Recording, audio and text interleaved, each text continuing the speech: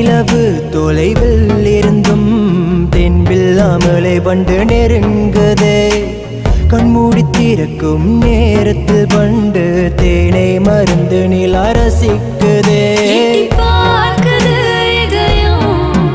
கொஞ்சம் பொறுங்க அதுவும் கூட பேச ஓடி ஒளியுது உதடும்.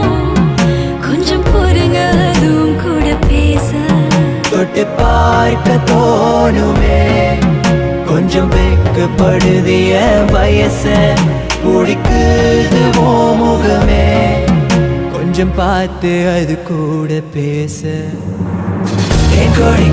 Time is thumping slow.